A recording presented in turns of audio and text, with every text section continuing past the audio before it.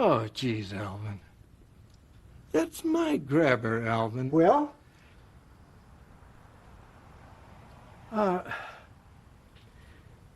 Oh, geez, Alvin. I do have two of them. Well, I'd think $5 would be about right. That's a darn good grabber, Alvin. Well? They're hard to come by, Alvin. It's going to take me 2 months to get another one on order.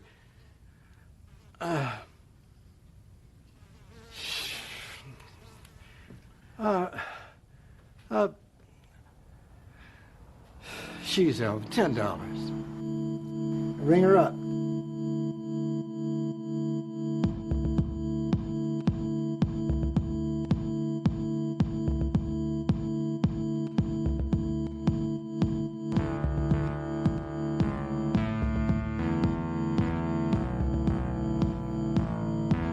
The EscapeGoat Podcast, a podcast series featuring the discussion of many different topics, flaws and all, based on personal whims and fascinations. Hosted by me, David Baume, and several different guests.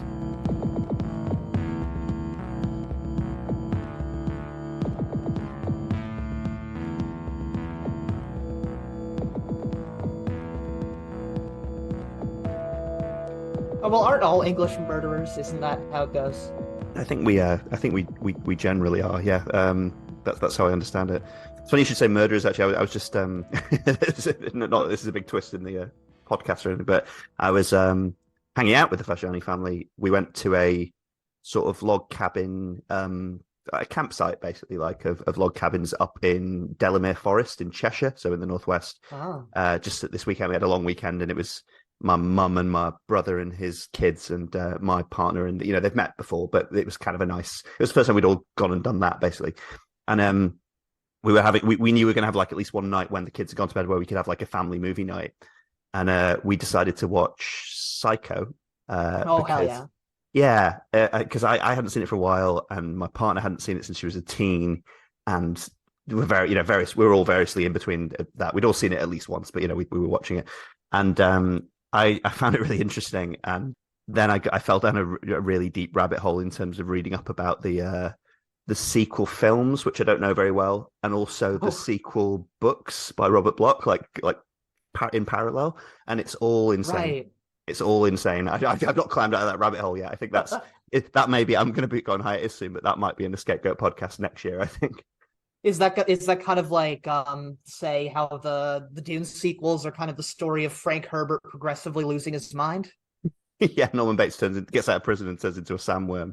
He actually, you know what, the Psycho 2 that Robert Bloch wrote is actually nearly that batshit, because it's basically so there's a Psycho 2 film and then some, but it starts with Psycho 2 in the early 80s. Apparently they started making that and Robert Bloch got wind of it and tried to get involved, and they turned him down, or they asked him to get involved and then dumped him, or there was some sort of professional breakup there where he didn't get input. So he wrote Psycho 2, the book, which is completely different, which is about Norman Bates getting out of the asylum or whatever, and he tries to stop the making of a film based on his life by going to LA.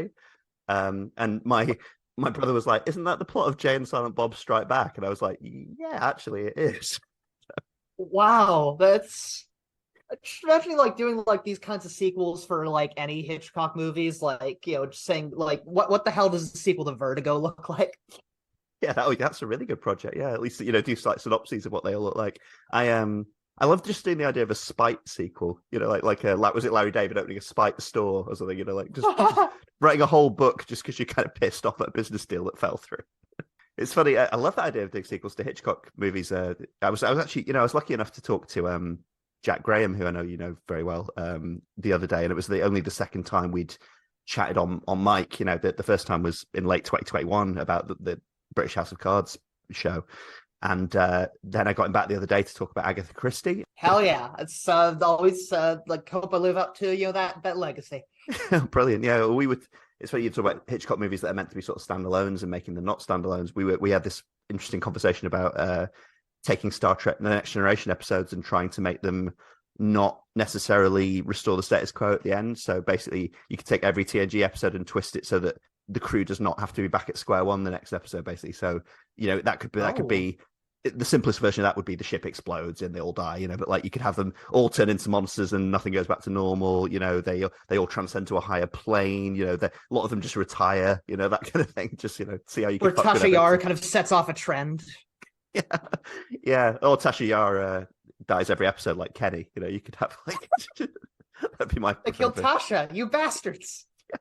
I think that's a lot of people's response to that episode still. But like, I'm an old Trekkie basically, so that's my kind of thing I can talk for hours about, and it's very dull most of the time. But Jack found a way to make it interesting, I think. It's a fun show, and so multiple people just getting excited about it can be fun. Yeah, no, it was good. So that Delamere Forest retreat I was talking about, it included a hot tub attached to every cabin. And I don't normally live like this, by the way. This is just you're catching me at a very bougie moment in your life. Yeah, it was a bougie 3 nights, and that's it. But I was at the end. It was one of those family holidays where at the end it sort of shrank down. It was just me and my mum the last night. So my mum was just getting ready to go to bed, and I was in the hot tub. And she was like, she like poked her head out the door. And she was like, I can't help but notice that the Wrath of Khan is on TV. And I was like, I know, because I was like watching it in through the window like, from the hot tub, which is goals, as they say. From the hot tub, I stab at thee.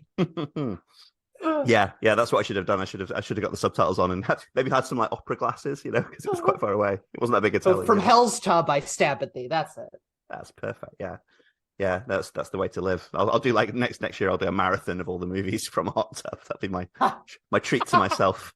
Imagining a reality show where it's like the premise is like you get a bunch of folks who've never seen Star Trek, and like show them like basically have them like watch it through a window, like in a hot tub, like you just said, and just kind of like observe from a distance, like not really getting the audio, and then afterwards try to summarize what they think it's about.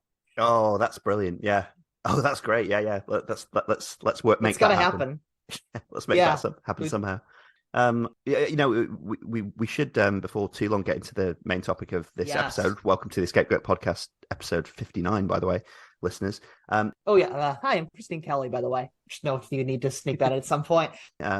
Just before we got into that, I just wanted to ask you, Christine, what have you been watching recently? Have you been discovering anything new? Watching any old favorites? Oh, I've been watching a lot of stuff lately. Like for the first part of the summer, I was watching just a shit ton of westerns, especially the Sergio Leone spaghetti westerns. Beyond that, I've been watching a lot of Martin Scorsese movies, some Herzog, some Hitchcock actually. Since we were just talking about that, I watched The Birds for the first time the other day. Oh wow! Yeah, which I think it's my favorite of his that I've seen. That I've only seen his later stuff.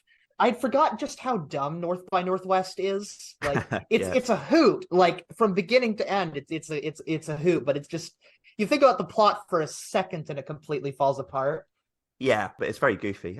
It's funny, I said we were on that family holiday. We actually put on the Birds up until the point where things start going down, because this was in the daytime when my nephew, who's 5, was still running around. Oh. And we were like, it's not that, obviously you can kind of get away with most of the Birds with a kid running around, but we were kind of like, it is actually quite scary. So like we should probably switch it off at that point. So it's basically to the point where Melanie got her like head injury in the boat, and we were like, okay, we'll leave it there, But me and my brother were just enjoying watching the build up so much, And also the fact y'all are in an isolated house, just kind of like whole extended family, just kind of mirroring the movie a little too well there. Yeah, definitely. Yeah, all these birds came down the chimney immediately afterwards. I love the birds. We actually did a previous episode of this podcast on the birds. So I saw. Yeah, it was good fun. It was a weird phase when me and Nina accidentally covered 2 Rod Taylor movies in a row without really meaning to. That's just the way it sort of fell with that and the Time Machine. But no, the birds is one of my favorites. I guess that's a fairly predictable choice, but it's really good. Yeah, there's just something really enduringly strange and unsettling about it, Yeah, it's that kind of got me into, I don't know, just watching, sort of old 30s, 40s, 50s movies, kind of this mix of old gangster pictures like Little Caesar and The Public Enemy, and also some, Howard Hawks screwball comedies, the Bring Up Baby and His Girl Friday, which I'll say about His Girl Friday.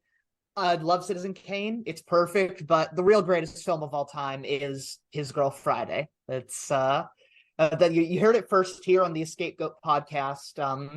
Early days. This is before you, David, are going to get your multi-million-dollar Spotify contract. Just make it big. It's y'all heard it here first.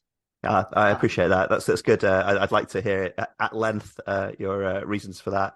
I know it's certainly something that Nanina, who's been on the show many times, would certainly an opinion she would largely share. She's very fond of that kind of genre, and we've talked a little bit about that sort of genre on the show. Well, let's just get into it, Christine, because I want to. Yeah. I invited you on, because I've been sort of courting you as a guest for a while, because I think you're a very interesting thinker and writer and podcaster, and I'd like to. Yeah, it's I don't just say it to everyone. Although I say nice things to everyone, I should state. I really wanted to hear your take on some topics like close to your heart, and that you have things to say about. And I think we've hit one here because the EscapeGoat podcast is almost like this. It's because this is to turn it back into narcissism. It's almost this accidental autobiography of me. It's all about me that's building up over the course of many dozens of episodes, because because I tend to sort of pick or at least suggest the topics. It's forming this big patchwork quilt of stuff that I'm into from various stages of my life, and one of those things is definitely David Lynch movies, and something that there's arguably maybe too much discussion about on the internet, but I'm sure we can plow a fresh furrow. And specifically, especially in the second half of this podcast, we're going to talk a little bit about maybe a relatively less examined David Lynch movie, certainly one of the more low-key ones that kind of flew kind of under the radar a little bit, although it made its own version of a splash at the time, and that is, of course, 1999's The Straight Story. Before we talk about that properly, and I'd like to say, just to hype people for the second half, I believe you've described that as your favorite Lynch movie. Is that right? Yep. I'll stand by that. Yeah. Exciting stuff. I can't wait. Before that, though, just to tease people, I just wanted to kind of chat to you a little bit about your background with David Lynch, when you came to his films in the first place, what kind of order that was in, and I guess how old you were, initial impressions, that kind of thing. Oh yeah, that was it was kind of a slow process, because at first I didn't like him at all. I think I was 16 when I first watched Blue Velvet, and I'd never seen anything that rough, just that grim, and at the time I was just appalled by it. Then I kind of watched Twin Peaks and had a similar reaction, but kind of mixed with fascination, and then by the end of that I'd fallen in love with it. And so kind of from there, just sort of started going slowly through his movies over the years. And just kind of got realizing, oh yeah, no, I love this guy. I dig basically all of his movies. Even Dune, I have a little bit of a soft spot for. It's just kind of the story of, I don't know, slowly just identifying more and more with his worldview, and I'm not sure exactly why that is, but I think he's just, I don't know, I maybe it's just that his characters tend to be kind of anachronistic, folks who just don't quite belong, in the environment that they're in, or just kind of misnavigate, or say you have Dale Cooper, who's going oh yeah, this is a weird fucking place to be in, I'm just gonna embrace it, I'm gonna go where the path leads me. And I guess that's just a way of living I relate to. That he's definitely a filmmaker where it's I think he's only done 10 feature films over the years, so it's not, you're not say inundated with just too much David Lynch. It's just you every time you sit down for a Lynch movie, it's all right, this is special, this is we're gonna sit down and watch a David Lynch movie, and you always know it's gonna be unlike his other stuff. You watch Inland Empire and The Elephant Man back to back, they're just drastically different movies. It's one of my favorite directors for quite some time now. I have you. I guess I'll share back with some of my background with him in a second, but I just wanted to ask straight away: have you? I presume you have, but have you gone back and revisited Blue Velvet? Yeah, I like it now. I've on rewatch, I quite enjoyed it. I was surprised by just how straightforward it is compared to his later work.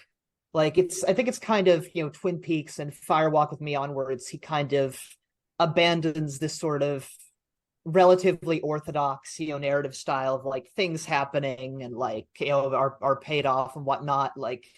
I was surprised, oh no, this is actually there's no real mystery here. It's just kind of this strange erotic noir. It's like it's a good. I mean, it's a good movie. I quite like it, and it's also just fun to quote like Heineken, fuck that shit, or oh fuck anything that moves, because Dennis Hopper, goddamn.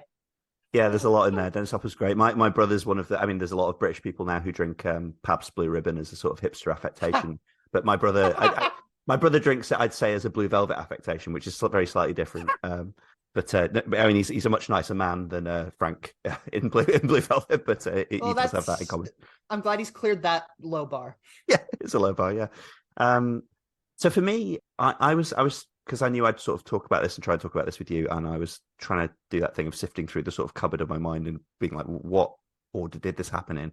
And I think the nearest I can come to reconstructing it was, I was a teenage film nerd, the sensationalist title.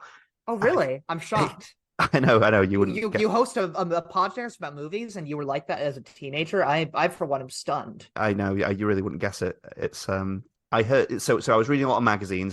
We had some film books lying around the house. We had cult movies by Danny Peary. I'll go back to that in a sec because it's relevant to this. I think what happened was I sort of became aware of David Lynch, the weird cult film director, and his general works, and I hadn't seen very many of them, if any, but I became aware of his reputation. And I also simultaneously became aware of Eraserhead as an object in itself. Mm-hmm. And it's not that I didn't connect the two, but I think because I read about Eraserhead in that aforementioned cult movies book by Danny Peary, and it had this long essay about it and stills from it, black and white stills from it. All the stills in the book are black and white, but obviously the Eraserhead is black and white. And I didn't exactly connect it with the more gaudy color images that I was seeing from his later post-Elephant Man career. So even though the name was out in plain sight, I kind of developed these almost like parallel streams of being fascinated by this director figure and also Eraserhead, just the thing of Eraserhead. And I think this makes me sound like such a hipster, doesn't it? But I think Eraserhead might have been the first one I actually saw, just because I was so obsessed with seeing it because of that book. And I think I, probably taped it off Film 4. British viewers of a certain age will know, they did like late night cult movie screenings. And I had this. I might have mentioned this on the podcast before this year, but towards the beginning of this year, I had this fascinating experience where I watched Eraserhead for the first time in quite a few years, and I watched it with my partner and a friend, and we watched it on the projector. We got it up on the projector on the screen, and quite loud sound and everything like that. I actually had the nearest thing to one of like one of those moments in Roadrunner cartoons where the coyote holds up the sign saying, what in God's name am I doing? But the moment, good for you. The moment, too rich for my blood, I think, in terms of Eraserhead. But the moment it came, the screen came on and the sound started to make itself known, and I was like, what? Why have I done this? Because I think, and I'm really glad I did it actually, because it really made me appreciate Eraserhead in a different or amplified way. Because I think it made me laugh a lot. I've always found it funny at times, Eraserhead, but it's terrifying as well. I was absolutely transfixed. It's a real. I knew it was a horror movie on one level, but it was when you're that sensorially immersed in it. It was very intense, and I really kind of made me fall in love with it all over again. I was a bit breathtaken by it. So that was fascinating. Watching a Lynch movie is enough to make you feel high. Well, I think the sound alone, I think. Oh yeah.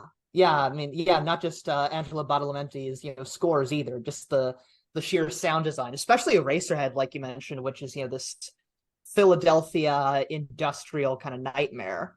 There's just, you kind of have just the just the banalities of life going on while this creaking just industrial city just makes it sounds outside your window, and also your baby is a mutant.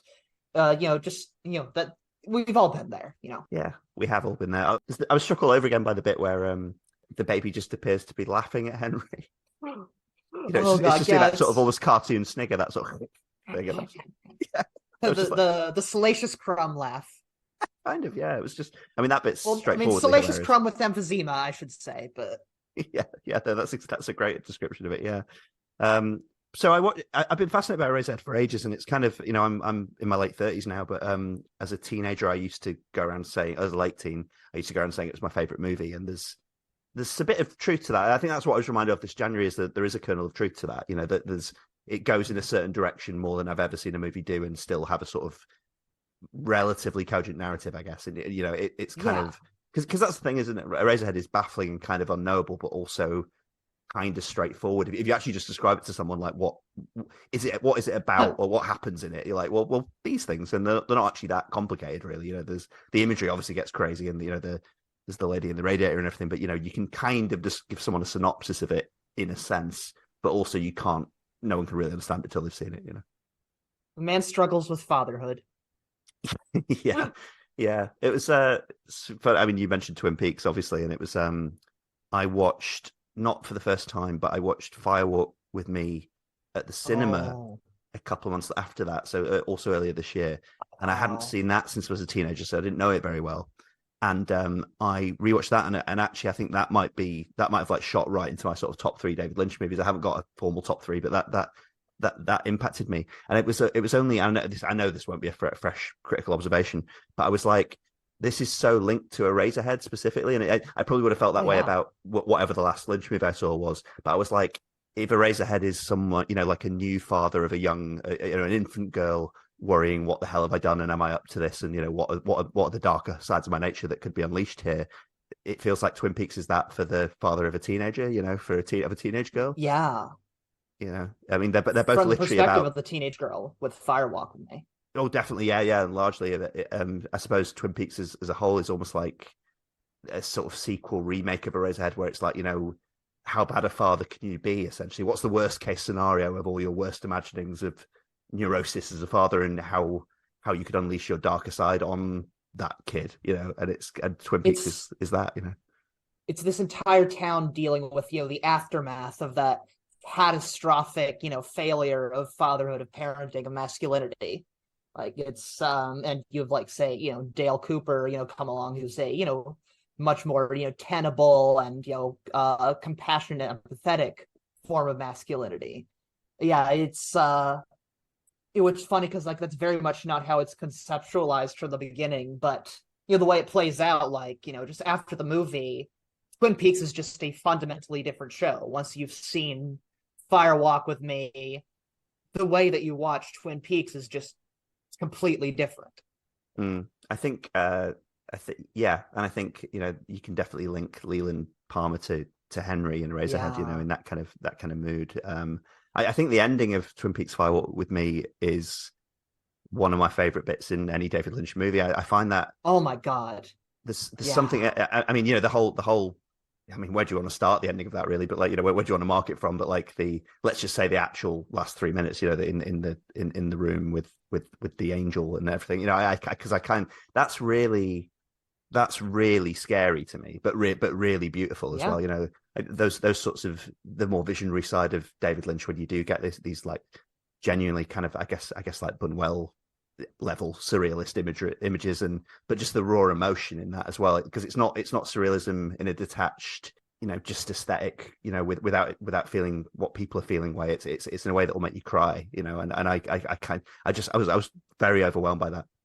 Oh, I think it's it's that ending always just shatters me. Like that just breaks my heart. I think it is his scariest movie, actually. It's certainly like the one that I find most traumatizing to rewatch, just because it's so overwhelmingly powerful.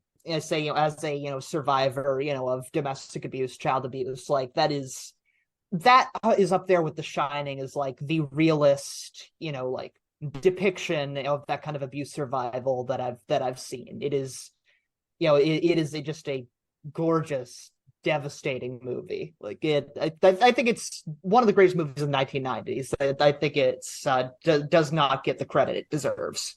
And of course, very sort of largely critically unpopular at the time, wasn't it? Like famously. It's like booed at Cannes, right? I believe so, yeah. And it's kind of, there was quite a lot of that running through David Lynch's stuff in the 90s. I think there was a lot of kind of.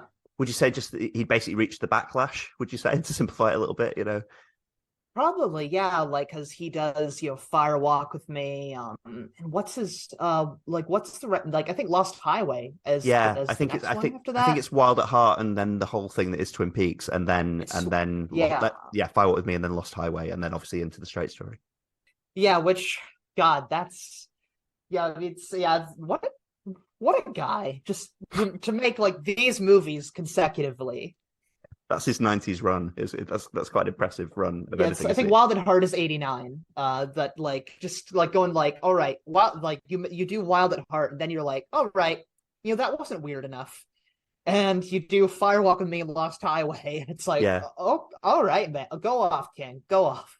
I don't know why, but I've got this sort of real love for works. Not that I think this really has any numerological significance or anything like that, but just the way people look at decades and pop cultural decades and stuff. I really like works that are poised just on the edges of them, just on the crux point. So like, if you talk about 89, 90, like a record like Chime by Orbital or something like that, which seems to sort of belong to both decades. And I feel like Wild at Heart is that kind of movie where it's got one foot in the 80s and one foot in the 90s. It's kind of like what Raging Bull is for the 70s and 80s. It's right.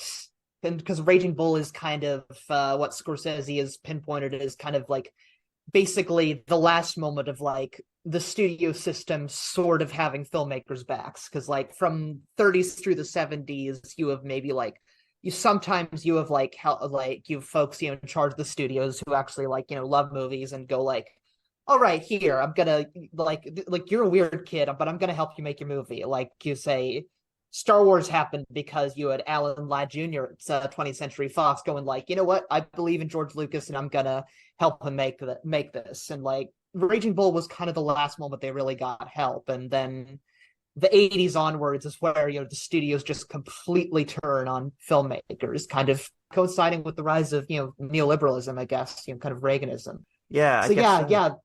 Yeah. Wild at Heart is very much on that kind of on that cusp, like you said. Yeah, it's interesting that, isn't it? Because that's definitely the current in 80s filmmaking, 80s Hollywood filmmaking anyway, but it's also the kind of environment in which David Lynch and, obviously a ton of other people like Jim Jarmusch, etc., like they all kind of make their mark and they kind of, because Blue Velvet's not what you call a mainstream movie as such, but it is getting it's getting a lot of clout, and a lot of critical acclaim. And, I mean, the fact that he even got to make Twin Peaks, for example, shows that there was a sort of... On a network, yeah, shows that there was like a sort of weird permeable cult, I guess a membrane between the cult and kind of mainstream appeal. It was becoming a known thing. Although I guess Twin Peaks is what really catapults that into the zeitgeist, where you can have like Simpsons jokes about backwards talking little people and like red curtains and things like that.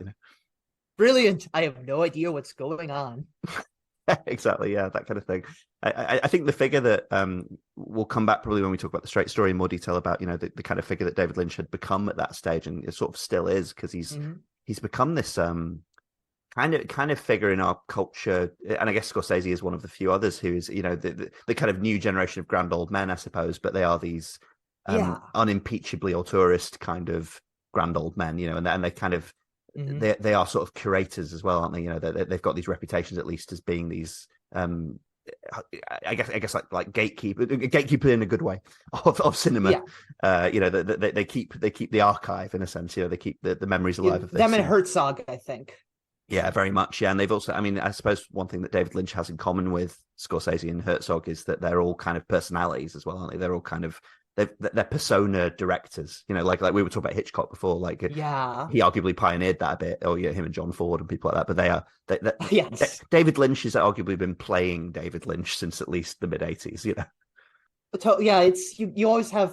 Yeah, it's I think of those they always have distinct appearances, and like their voices don't really sound like anybody else. Like, have you seen that bit with David Lynch talking about the iPhone? Oh yeah, I have. Yeah, my friend like, John quotes that all the time.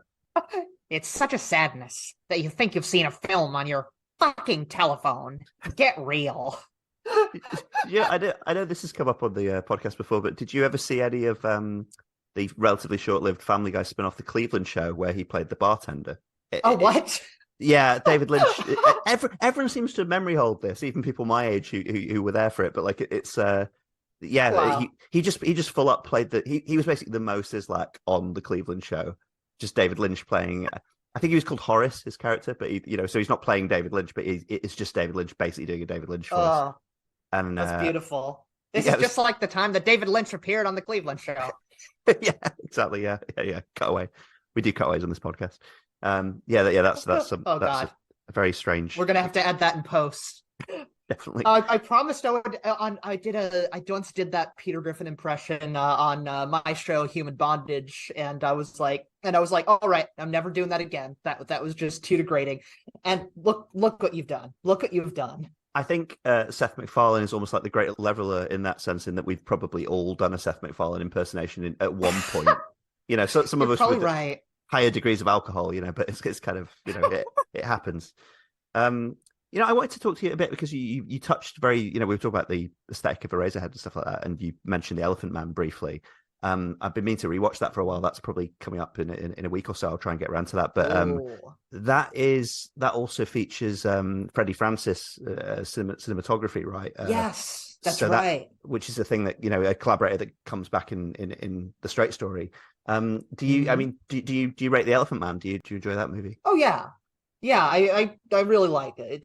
It's very much John Hurt's show. Like John Hurt alone would be would be enough to make it a classic. I think the rest of it largely works too. Like it's the fact it doesn't really patronize Merrick, for one thing, is it's not exploitative in the way you'd the other Hollywood filmmakers would do it. Like you'd probably have it I don't know if if it was really Oscar baity, it would probably be it's shot in color. And it's like Anthony Hopkins, you're the monster. Like the remark would probably be a whole monologue. So it's actually, I think it's a lot more minimalist than Lynch often goes. But I dig it. I guess it does kind of, I don't know, but this contradicts what I said before. It does have its kind of sanctimonious moments, or say just kind of having the working classes, just this mob that wants to run wild all over Merrick, while the it's the nice old bourgeois folks like Anthony Hopkins are the ones who treat him decently. It's maybe a little corny, but it's, I don't know, I like it a good deal. Well, he himself is portrayed as sort of impossibly middle class, isn't he? That's the thing. It's he's that's right. He's You're grown right. up in working class poverty, penury, captivity, essentially. He's essentially grown up as a carnival attraction, and yet he's got this sort of ingrained bourgeois Victorian values. Yes. I know some of that's close to the real Merrick, or at least approximating it. But obviously they're romanticizing that, and it's kind of, they're making the point of don't judge a book by its cover, and all that stuff. But there is something about him being the shall I just say the civilized freak, basically. Yeah, it's true. It's like the historical records dimly show that Merrick was a very courteous, kind, just Victorian gentleman. It's by all accounts, he was a nice fellow. Yeah, and they take that into almost kind of modern sainthood, really, don't they? Yeah, it's Todd Browning's My Fair Lady.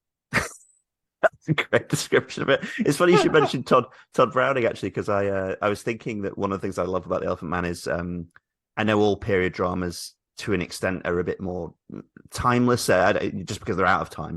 By definition, they're not being made about the time they're set in, although obviously they reflect it an awful lot of time. But The Elephant Man, because of the aesthetics used for it, and because of the topic, and because of the acting choices and things like that, it almost seems like a film that could have been made almost any time between about 1931 and even further in the future than it was made, into the 90s and stuff, with some choices. It oddly seems to span almost the entirety of sound cinema, Yeah, that's oh Lord, you're right. Yeah, it's got that craziness, which I think makes David Lynch feel even more plugged into film history and kind of the aesthetics of, I guess, surrealism as it meshes with disturbing drama and horror and things like he feels like he's tapped into some sort of weird kind of almost like a subspace there. Yeah, he's for all that we kind of maybe treat him as an outsider artist, he's very much connected to the zeitgeist in history.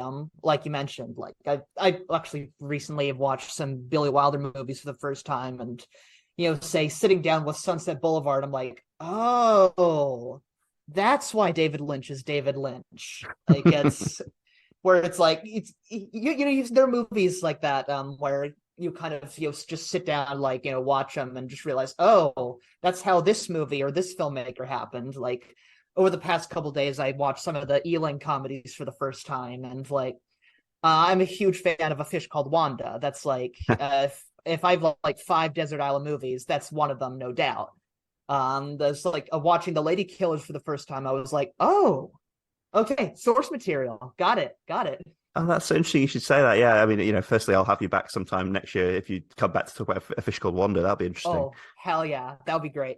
But also, yeah, it's. I think when you go back into sort of more mid 20th century filmmaking, you do get even just Hollywood. Because I was talking about Buñuel and stuff, but you get sort of more mainstream Hollywood precedents for David Lynch. I suppose that in the darker sense, that could be things like Sunset Boulevard and Laura and darker haunted noirs like that. But also you've got that kind of the quirkier, lighter side of David Lynch, the sort of character comedy. I was thinking maybe something like Harvey, the James Stewart Giant Rabbit movie, because me and my brother were huge fans of that as kids, and the charm of it. Still need to see that one. Right, yeah, no big spoilers for Harvey on this podcast, but the kind of slightly dreamlike wistfulness of that, and the fact that you are actually dealing with kind of a little bit of a wreck of a man, it's quite politely done in the persona of James Stewart, but someone, a drinker who is lost in his own world and has all these like weird speeches to disbelieving people and stuff. There's something quite Lynchian about that, and I feel like he's drawing on some stuff like that. I actually want, when we talk about the straight story in a little bit, I want to talk to you a little bit about I think that'll be almost the entirety of the conversation is how Lynchian is this film, basically in various degrees. But we can touch on different things like that. And a lot more so than you think, I believe.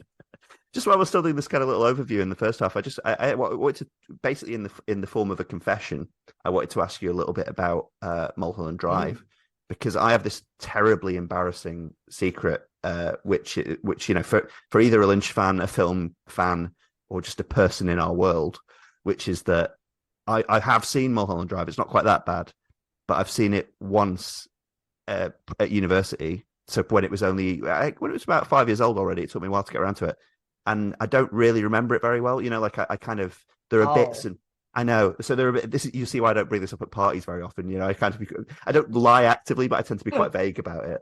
And this has become like a flaw in my life that I seemingly don't want to correct, because it would be very easy. The DVD's over there.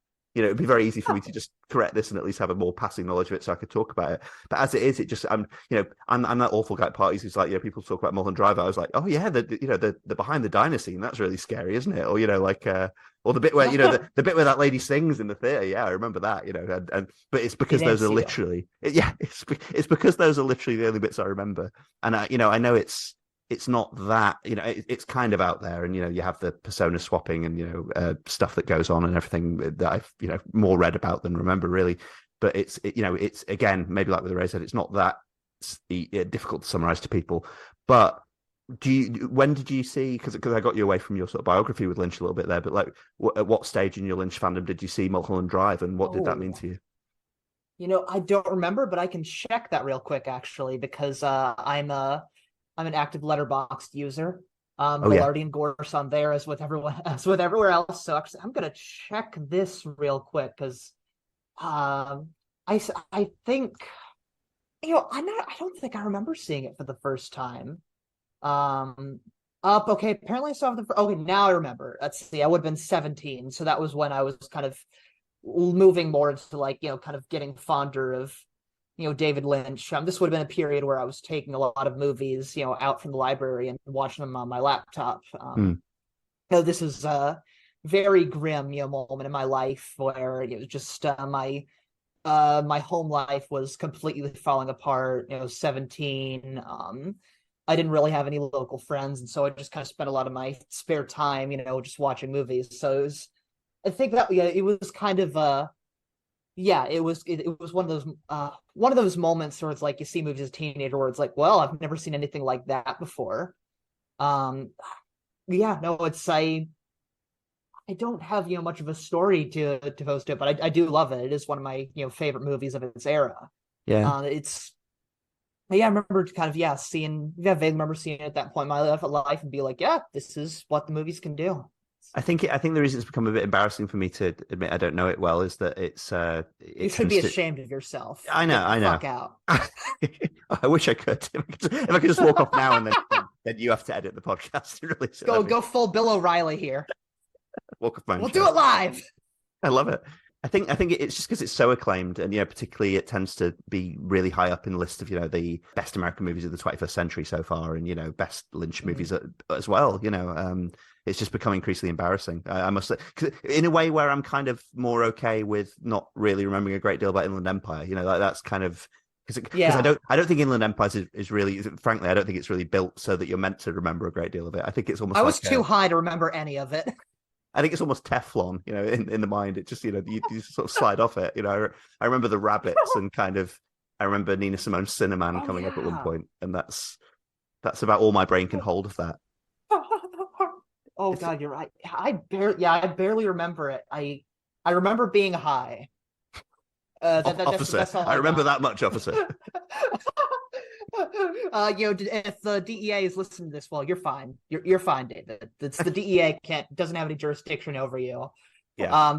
We're not endorsing drug use. Yeah. This is educational. Yeah. We're explaining that you shouldn't get high because just then you won't remember David Lynch movies. You should get high. I'm just. I live in Sadiq Khan's liberal metropolis, so this oh boy about here.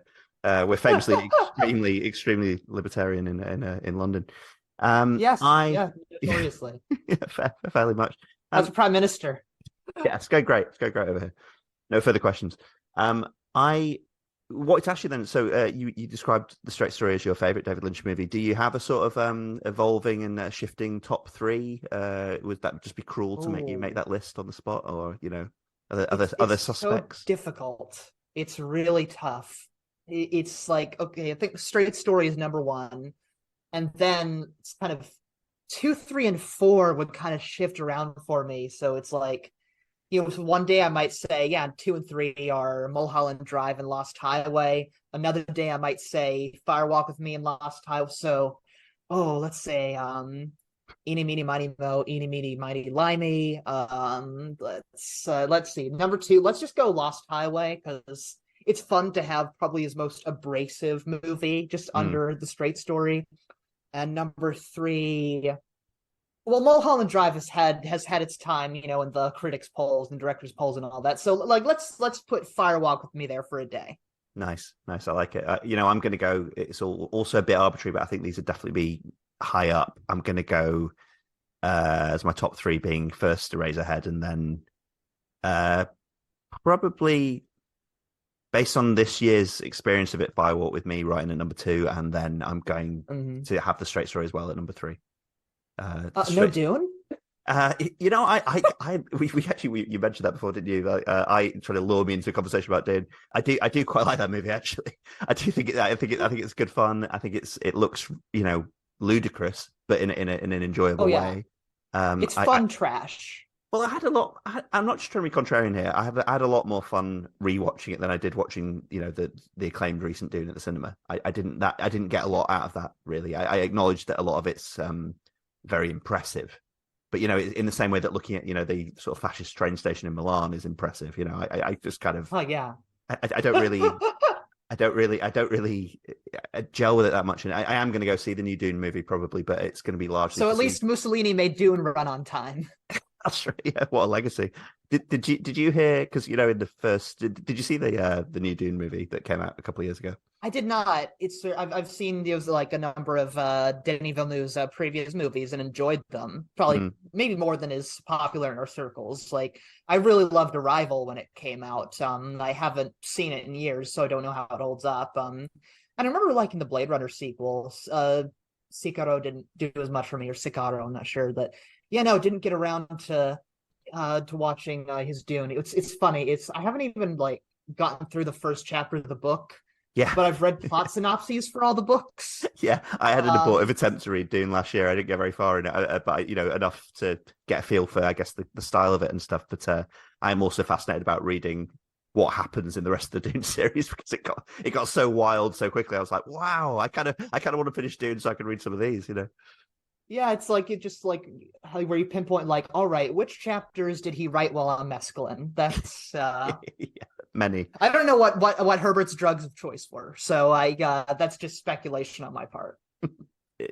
You probably know this, but the thing about obviously the Lynch Dune is it's an attempt to adapt the whole first book of Dune.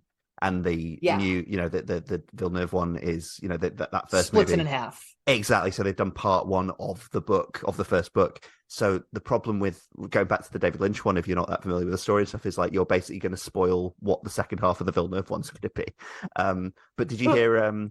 Because I can't remember exactly. Well, the movie's going to be Dune Messiah. Well, that'd be great. Yeah, they just skipped it secretly. Just skipped it. That is actually their plan. Apparently, they're going to do a Dune Messiah movie. Well, I know enough about that book to know that's going to get pretty wild. Did you hear? Because in the first Villeneuve one, they don't introduce the Emperor of the Galaxy. Have you heard? I didn't know that. Have you heard who's playing him in the second Villeneuve movie? Tell me. Christopher Walken. Fantastic. So I think that's gonna be amazing. Well, I was going to say, if you think if you're me and didn't particularly love the first one, you're basically, I mean, a huge part of why I'm going to see it is that, really, which is going to be great. Because it's funny, actually, because the Fatboy Slim video that gets on all the best videos of all time, ones where Christopher Walken is dancing in the hotel lobby. He actually does that bit where he's got his hands in his pockets, and the lyric behind him as he's dancing is "You walk without rhythm, you won't attract the worm." And it's like it's a Fatboy Slim lyrical lift of the line from Dune, which I think Carl McLachlan says, or it is there when it's said in the Lynch version. So it's this weird roundaboutness where someone's like realized that Christopher Walken now needs to be walking on sand, avoiding sandworms, to make the universe make sense in some respect. The spice must flow. Must flow. Oh my god. Yeah. Must flow. It's going to be absolutely wild. It's like the scene the blimp in A View to a Kill, but he's. Oh my! If they can get Chris Walken and Grace Jones in the second. Oh my god! Oh, that would rule. That would absolutely settle things down. Well, you know what, Christine? Let's just take a very brief break, and then we'll bounce right up to the edge of it, as the show tends to do, and then we'll come back and we'll talk about the David Lynch movie, The Straight Story. Sounds good to me.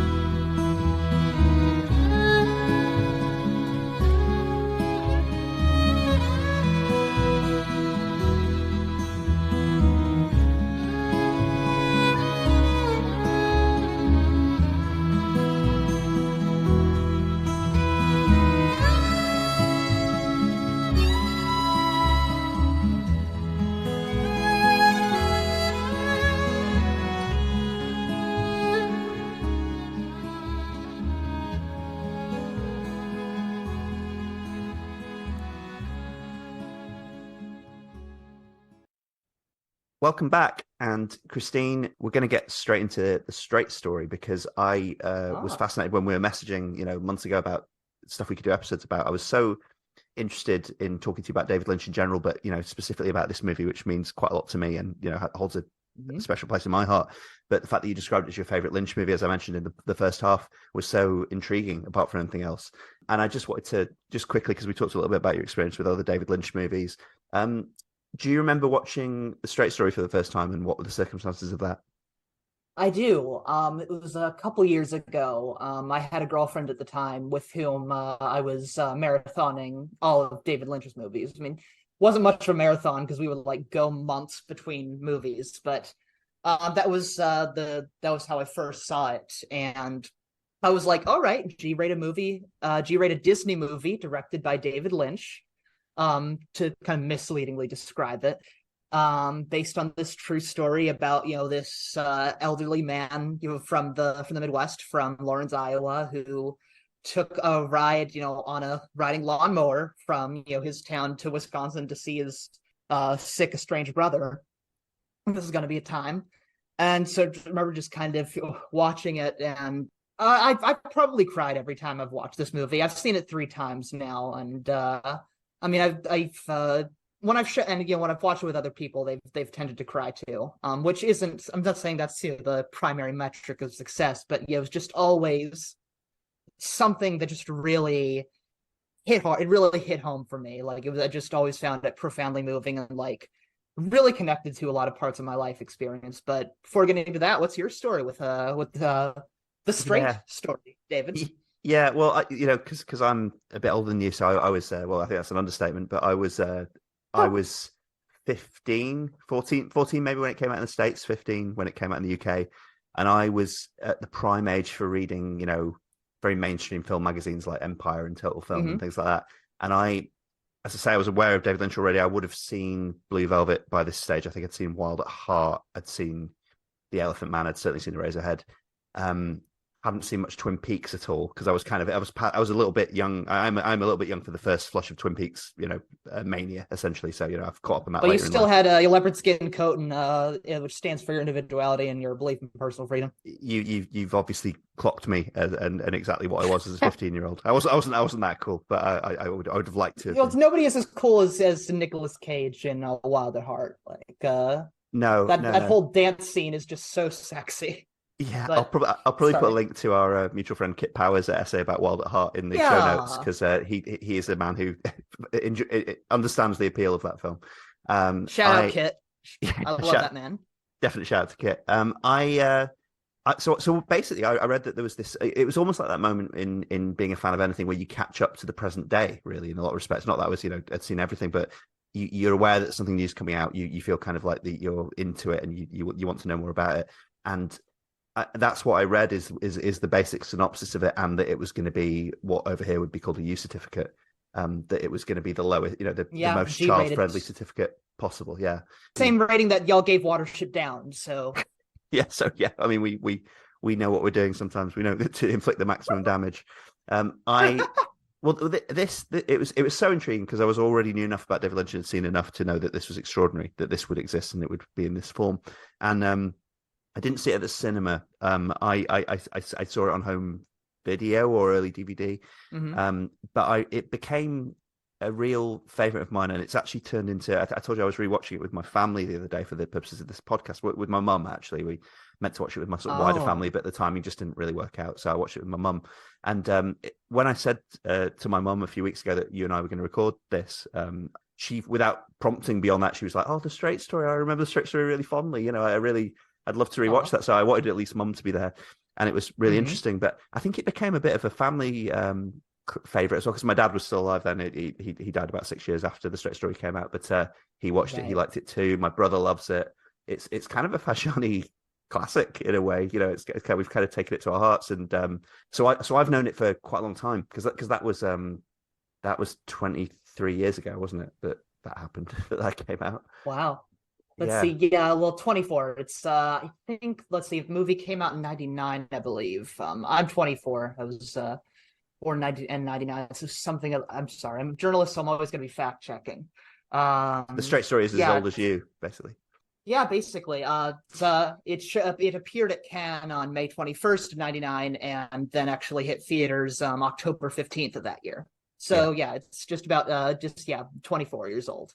This is back in the days where, this still happened a little bit during the pandemic and stuff, but this is back in the days when in Europe we used to get things at several months delays from the States. Everything's a bit more instantaneous now, unless you're waiting for new Star Trek to come on Paramount Plus or anything like that. But usually it's pretty more instantaneous now. But there used to be, I think being a European, / British film fan back in that day, used to be more of a kind of, oh wait, what's coming from America though? What, almost like what's about to be put on the boat and brought over here. There used to be much more of that feeling of, this culture is already making a splash over there, and let's see what happens when it comes here. That I think for film fans that was the thing. What was your experience rewatching it this time? And I guess we'll get, that's a big question, obviously, but you will get into specifics. But I mean, do you feel like you kind of had a fresh take on it on this viewing that can be summarized? I think so. It was kind of, a lot of it was, little things, because it's one of those movies that for me, I just kind of sit with and live with, kind of like, Fish Called Wanda or The Shining or The Lord of the Rings, where it just kind of lives in my head and just kind of has this effect on me. And so whenever I rewatch it, I'm just kind of living in this space, with these characters. But I think mostly what kind of struck me was like this viewing, I was like, oh, this is a David Lynch movie. I mean, aside from, the little detail, I mean, kind of the obvious stuff, like, say, Harry Dean Stanton, Everett McGill, like showing up. Like, it was more, just more than that. I was like, yeah, it is kind of this anachronistic man out of his time, and kind of this making this odyssey through kind of a strange wasteland, that basically being prepared to handle it, sort of deal. Like, it's not unlike The Green Knight, actually, which I believe you've also recorded about. Like, it almost has this medieval saga aspect to it, like, minus, say, any of the, like, somebody coming along teaching you a lesson. It's just much stranger than that. Like, say, you have the woman who hits a deer.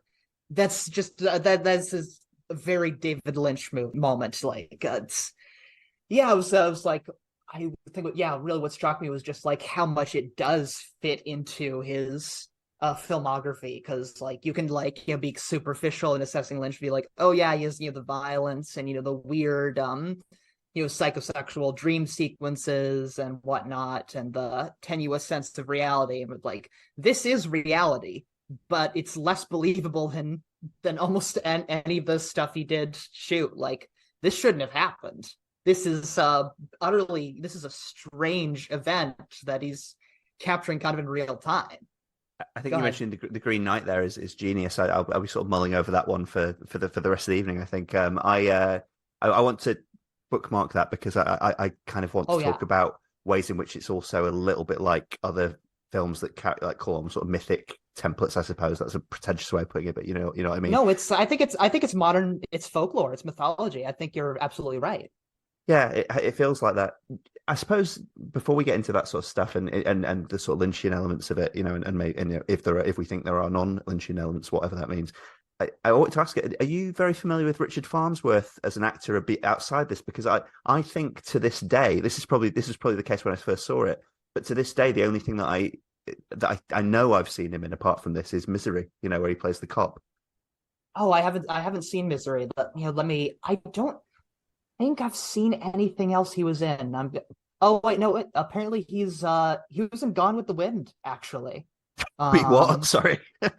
Yeah. Wait. Oh no. I'm checking Letterboxd. I'm like, actually, I've seen a few things that he was in, but yeah, he's in Gone with the Wind. Oh, it was an uncredited role. He plays a soldier. Okay, so as a young, that makes it seem even more kind of film mythic, doesn't it? That this was a young man, especially given when we talk about his past as a soldier in the actual straight story. His actual past as a soldier was in Gone with the Wind. Yeah, he might have also been. Well, now I just want to check his background, but it looks like he plays an uncredited sheriff. The uncredited role as a sheriff in Blazing Saddles, right? Okay. Which is unironically one of the greatest westerns ever made. But yeah, it seems like he makes a lot of uncredited appearances, like including in Howard Hawks' Red River, who Howard Hawks briefly came up earlier, and which is the gayest cowboy movie that John Wayne ever appeared in, and that's saying something. Yeah, that really is. Richard Farnsworth got a lot of recognition for this at the time. I remember him being praised after the movie came out, and I remember being impressed by him personally. And we could talk more about that performance. He got recognition. He got Best Actor nod, didn't he? Which he lost to Kevin Spacey for American Beauty. Yeah, I read that. That's not dated very well. One of the single worst Oscars decisions ever. Like, the only thing decisions I can think of, like, especially given that Farnsworth committed suicide shortly afterwards, is like, the only decisions I can think that age worse are like the treatment of, I think it was Lil Feather, who Marlon Brando sent there, and Hattie McDaniel, who was basically who won an Oscar and was not allowed to sit with her white co-stars. Like, that's that's pretty rough. I mean, I think a reconsideration of American Beauty in general, from a 2023 perspective is interesting. I think I should tell you this. I think I might have mentioned this on the podcast before, but I have a friend called Gabriel who I was at university with, and this would have been about 2006 or something. We went to a Halloween party, and he went dressed as the plastic bag from American Beauty. So he just kind of wafted around the party, covered in in plastic, just kind of flying around randomly, which I thought was pretty funny and almost redeemed the whole film. I mean, if you're not careful, like cosplaying as a plastic bag might quickly become cosplaying as like one of the guys who gets killed in Casino with like the bag over his head. Like, you got to be careful. Yeah, well, as a Scorsese fan, I would certainly put it that way. I'd take it that way. Casino is maybe my favorite Scorsese movie. It's terrifying. Yeah. Farnsworth's performance. So I knew he died afterwards, and I think I'd forgotten the circumstances. You just mentioned there that Farnsworth killed himself, and this is because he was very ill whilst making The Straight Story. I think he had bone cancer, right? It's his hips weren't working very well. I think he actually did need those walkers. Let me just check this. I should have remembered to look before. Yeah, his cancer had spread to his bones, but. Yeah, his leg paralysis in the movie that's real. I read an account that said that a lot of his co-stars on this movie were, and actors and extras that he was working with in The Straight Story, which was apparently filmed largely chronologically, which is interesting as well. Yeah, on the same route as Alvin Strait, the same parts of the year. That's worth mentioning. I apparently they were very impressed with Farnsworth and the way that he soldiered on, and he would, asked for them to do retakes and stuff that weren't necessarily mandated by the director when he felt he hadn't done a good enough job. And he was really, people who've worked with him on it seem to be sort of in awe of him and of kind of the memory of him, but just, working in his presence as well, which gives the whole thing a kind of more, I guess, kind of quasi-religious feel to it, And he was older than Alvin Strait was when on his original journey. Alvin Strait was 73, Farnsworth was 78. Yeah, and I think the real Alvin Strait may have been the younger brother to the brother who had a stroke. I think their ages were sort of more reversed in real life. Whereas in this, I think because Harry Dean Stanton is at least a little bit younger than Richard Farnsworth, you get the feeling that it's reversed, don't you? I remember actually that we'll talk about the ending. God knows we'll talk about the ending, but like, I remember actually on first viewing, one of my minor nitpicks was I was kind of like, I'm not quite sure if Harry Dean Stanton is the right age here, but that I think that's that's a minor quibble, one that's faded away as the years have gone by, because I think it completely works. But he acts old. Yeah, he does. I think this is very much a 15-year-old's thoughts on it. Like this is, but that 15-year-old was also like, oh my god, it's Brett from Alien. So it was kind of it was completely offset by that. I mean, there's something about it being shot in chronological order, isn't there? And as you say, recreating this route. You were talking about the mythic nature of it, but there's something. It struck me this time around that it's almost there's a quality of the sort of Stations of the Cross to it as well. There's a kind of this slog because it's the effort of it, right? This has been described as like a David Lynch road trip movie, and there are David Lynch movies that kind of roughly follow that format to a little extent, like we've mentioned, Wild at Heart, Lost Highway. This does feel, because it road trips tend to carry with them, there's an idea of effort and there's a quest to do something, and this is very much that kind of movie, but there's also an idea of freedom and open road liberty, and right. I'm not saying this movie doesn't have that, because it really does actually. There's a bit of Easy Rider in Alvin Strait in this, isn't there? There's oh, you're right. I mean, you could say that the lawnmower and the speed at which it's moving, what was it, like 5 miles an hour or whatever, is almost like innately a parody of Easy Rider, because but the freedom. On the one hand, I've seen critics like write about this as being like, the story of a man who knows that his time is running out, his time is limited, he has to do this very important thing, and he has reduced means, and he has to do it in this reduced time span. But there is a sort of glorious freedom and a romanticized freedom to Alvin when he is on the road, isn't there, as well? He is sort of free. He's not a very sociable man. He likes being out there. He likes seeing the roads. He likes seeing, in the right circumstances, he likes seeing passers-by and even talking to people, He doesn't belong to his times. He is almost liberated by them, but he's also kind of a prisoner of his past. I love that that Stations the Cross analogy you made, because, well, you're speaking my language there. That's because that's my background. That's kind of my upbringing. But like, still, that is a mythology that still resonates with me very strongly. And that is kind of his own personal Calvary. He is basically preparing for his own death as much as he is anticipating Lyle's, because he knows he doesn't have much time. But yeah, there's kind of this. He's bound to his past, and like it is something like he feels weighed down by his age, but he doesn't realize that he's also kind of liberated by it. Ironically, a younger man could not make this journey. Like a younger man would not have the strength for that. That comes out of like his generation, his environment. And I think you also get the idea of, like a balloon letting go of sandbags. You also get the feeling that as he goes along the way and talks to different people in this sort of episodic, chapter kind of based encounters he has along the way, he tells, because there is heartwarming, folksy, perhaps also, you could accuse it of veering into cheesiness at times, quality to some of the conversations Alvin has along the way with different people. We'll talk, I guess, a little bit about the conversation he has with the teenage girl runaway, for example. But there's a feeling that by saying these things, by imparting this wisdom, because that's how it's couched, really. He's letting go of things as well. He's giving this wisdom, and then this is maybe the last time he'll say this stuff. Or find a situation in which it's relevant to say this stuff, and he's surrendering a bit, like giving giving bits of himself to the next generation. Yeah, and I kind of want to talk. It's funny, we talked in the first half, didn't we, about David Lynch movies about fatherhood, because I think this is that as well. Because God, let's not forget to talk about Sissy Spacek, but like he's a literal father in this, isn't he? He's the daughter you see him being a father to, but he also mentions other children, and it's kind of, he mentions being a kid, of a large family when he was a kid, and there's this idea that Alvin is her father, but is also kind of, I don't want it to sound too grandiose, but kind of the father of this world, that kind of, he has that role, he's this old bearded kind of an Odin figure almost. Yeah, an old bearded wise man, like who's going along as this protector, really, or is like decided to be, because you get that. It's funny you say Odin, actually, because you get this feeling of him as this, because of his past, as well as being this man who could be cruel, who could be unwise, who could be drunken, who could be mean, and is choosing not to be, right?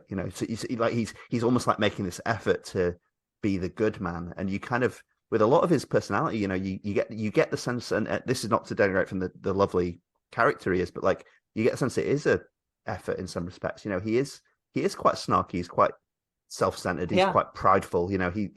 His instinct, he haggles meanly, things like that. He's not a pushover, and you can definitely see how we don't see much of this, but you can see how that kind of man would temper into being absolutely unbearable, right? And clearly has it at times in his past. Yeah, it's very much like his kind of kindness. I think basically David Lynch has an understanding of like human nature, where it's like people who are kind aren't kind because they lack, destructive instincts, because they lack vices. Like, far from it. Like they face, the same temptations as, a lot of say as villains. It's like kindness in David Lynch is basically, particularly in this movie, is kind of looking at evaluating your past and making amends for harm done, which is why I say I'll defend it against, kind of ideas that made say, like, I don't think it's a sentimental movie because of that. I think there is very much this undercurrent of like, no, it's not just a twee kind, Midwestern man, just getting on his mower and meeting folks. There's a real, in many ways, I think it's actually his darkest film. It's kind of his one of his most forward-looking and uplifting, I believe, but also it's there's this real heart, a core of darkness to it, this core of grief. And what you're saying about his behavior earlier, it's like that's very true, and it's like it's something like culturally, it comes like he is the last bastion of a certain kind of Midwestern man. Like it's like that is very much like a movie. If you have had American Midwestern father or grandfather, Alvin's straight. That kind of obstinacy, that just be like someone who can be very kind and wise and can also be a hard ass. Like, as my ancestors settled in Cleveland in the 1880s, so I have some of that industrial Midwestern spirit in me, I suppose. Yeah. But it's like basically you can see this mix of feistiness and kindness. Like my grandmother, who was from Ohio, is she's a very flawed woman that also could be just very loving, gentle, encouraging grandmother. Also just be like a bitch for no reason. Sure, I remember yeah. at one point visiting her after we just had a long road trip. I was a kid at the time, and I asked my grandmother, like, do you have any water? And she rolled her eyes at me and said, no, fresh out of water. Well, I could kind of, in many ways, I'm a very different person from Alvin Strait in terms of where I've grown up, what my current age, my habits and preferences and stuff. But I can already see like little prideful, ornery kind of, Yeah. proto old man things growing in me, I actually, one that's really directly applicable is I don't drive, right? But I mostly live in a metropolitan area. I move mostly between UK cities, like getting the train is usually an option. I do have a bit of a thing about taking lifts from people. I don't mean suspicious. I just mean like, there's something in me that finds that a bit nerve-wracking / demeaning. I don't know. I should probably let my therapist know about this, but it's giving your fate over to somebody else can be daunting. Yeah, I'm also quite nervous in cars, so that's the other thing. But like, I kind of, I don't have Alvin's thing where I don't even want to get on a bus. Yeah, that's the thing. But I love it. I mean, let's talk a little about Sissy Spacek and her character, because I think it's interesting, isn't it? Because every time I rewatch The Straight Story, which is quite a lot of times now, I sort of forget she's not in it for that long of the movie. But then, of course, she can't be because of the structure of the movie, But she has such an outsized presence in this movie, doesn't she? Because after he leaves home, after what tops a quarter of the movie, something like that, a quarter of the running length, she does come back a couple of times. There's a couple of shots where they sort of call back to her, and like the bit where he's talking about her own loss of her children, for example. That part is just, oh God. Yeah, you just get that shot of her staring out the window, and there's that earlier shot which my brother drew my attention to the other night of her quietly living with grief. Yeah, because there's that earlier shot of her seeing the vision of a kid in the driveway, isn't there, as well, where the ball bounces into shot and kind of a ghost of an absent kid walks in almost. She's fantastic in this, I think. That whole character, I adore Rose. I mean, who was an entirely fictional character, I believe. As far as I can tell, Ivan Strait did not have a disabled daughter. Actually, in fact, he had several children, I believe. But in fact, I think his wife was also still alive at the time of the journey. But yeah, she's just so good. And last year, I rewatched this in my home state, actually, the area where I grew up, in the Shenandoah Valley in Virginia, with my friends Will Shaw and Lubaba Chowdhury. And something that Lubaba called attention to is that Rose is this disabled woman, living in just kind of rural America, and she's just very much accepted. She's treated as just an ordinary part of the community, and folks will just have conversations with her, and that's very resonant with someone who grew up in kind of like not entirely but largely a rural small town America. The folks who impacted me most are largely people like Alvin. Like I can see a lot of individuals I've known in Alvin Strait, like including my grandmother, but also that just kind of instinct to journey very much in your own terms. Like I've moved 25 times and I'm 24 years old. So it's wow. Yeah, it's so kind of that wandering instinct, but also that kind of quiet instinct towards helping others. And just little details of the scenery, like Ace Hardware, like I was very happy to see that show up in the movie, because I'm like, oh yeah, I remember going to Ace Hardware and just talking to the gentleman, and they'd give us some equipment. Or is that where he gets the grabber from? The grabber for grabbing?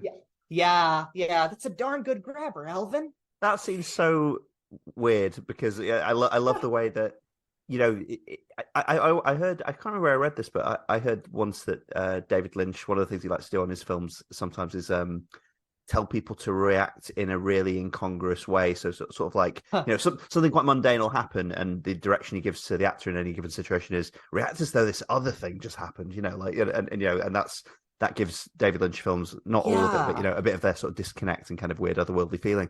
But I love the way the store owner plays that, where it's as though Alvin's asked to buy a grabber, and it's as though he's asked to run off with his wife, or like buy his firstborn child, or something like that. It's this obscene, almost like obscene suggestion. Oh, geez, Alvin.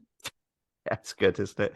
I also, before we get off Rose, I just wanted to kind of mention one of my favorite scenes in the movie is the scene where she goes to the store and she's having another kind of potentially quite weird interaction with the young checkout girl. It's when they talk about Wisconsin, and it's one of the two times this comes back, is it, where she refers to Wisconsin as being a real party state. Party state. Yeah, but I just, you were talking about the fondness with which people treat Rose, and with which a lot of people treat each other with in this film, and I love that the easy way to play that, because clearly there's a gulf between, they live in the same town, but clearly there's a gulf between Rose and this girl and her life expectations and experiences and faculties and all that sort of stuff. But there's also such a fondness, isn't there? Like the checkout girl kind of starts to get to know Rose, even in this brief dialogue, and just knows how to talk to her, or at least enough, to do this transaction, and that there's a fondness, and they bond over not liking the wieners. The German. I took notes. I'm trying to remember exactly which what kind of sausage they got. That's just an easy scene where you could to sort of encourage the idea that there's threat in this world, and that that Alvin and Rose are there for each other. You could easily make that shop girl a bit of a bitch, couldn't you? Like the easy thing to do would make her shallow and cruel, and not have time for Rose. But this just isn't that kind of world. It's not a world, as you say, it's a world soaked in darkness, but that's not the same as it being soaked in cruelty as such.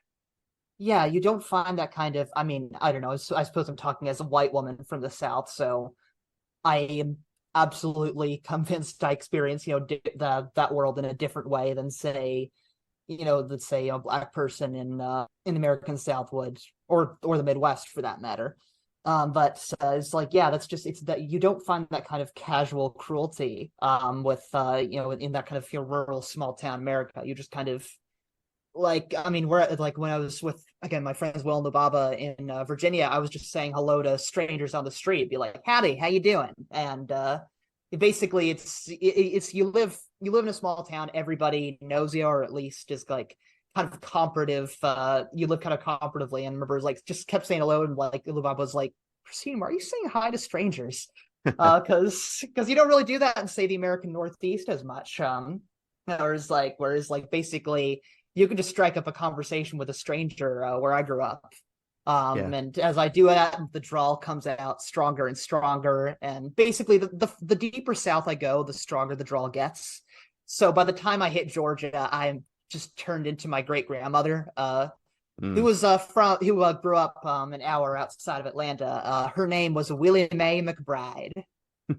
I'm starting to see flipped things about your US experience, north to south, into the British worldview, because being a northerner who lives in the south of England, we tell ourselves those things as well about northern life, that everyone's nice and stops to say hello and everything like that. And I think those, with all due respect to Manchester, where I'm from, I think those things are more true of small towns in the north than they are of Manchester, which is also a large industrial city. Cities. Yeah. Which is also a town where we're in a bit of a hurry.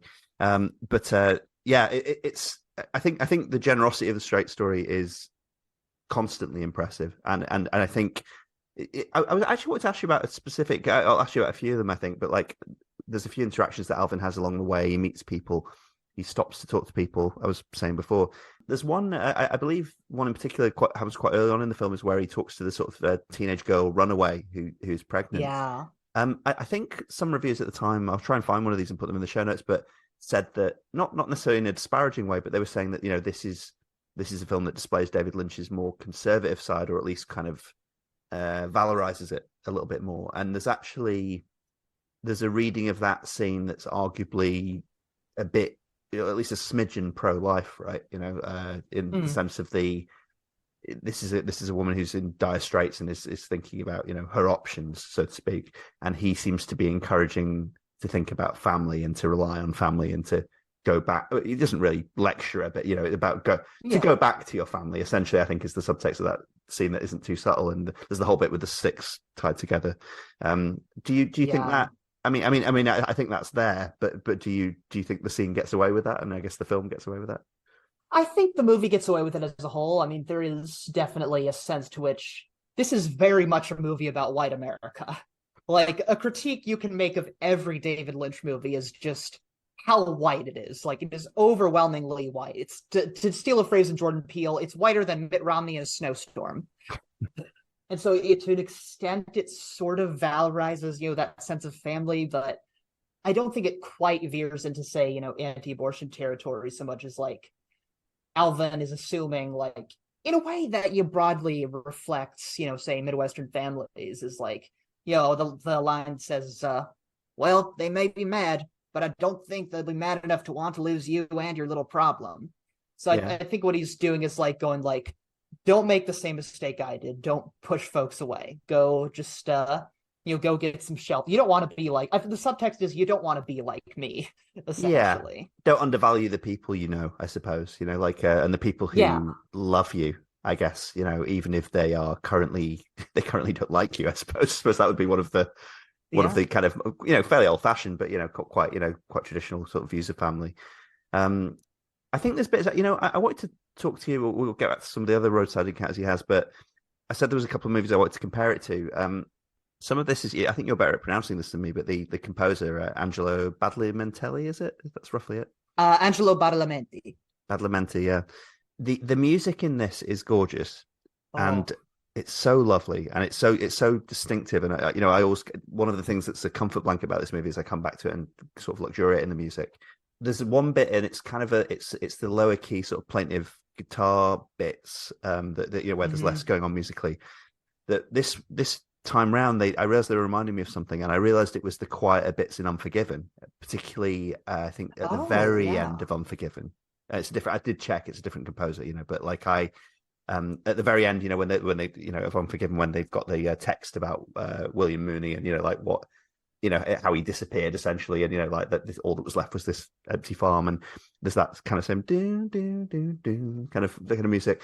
And obviously that that was just a sense memory really, but that got me thinking about The Straight Story is a different kind of Unforgiven movie really, and it's funny because you were talking about Alfred as being like the last man of this generation of the Midwest, right? So there's that almost does posit it as like Unforgiven fast forwarded by 100 years, You're right. It's let's see, and the composer for Unforgiven, Leonard Niehaus, was a jazz saxophonist, and Badalamenti is kind of this jazz inflected composer as well. So I think that's good ear there.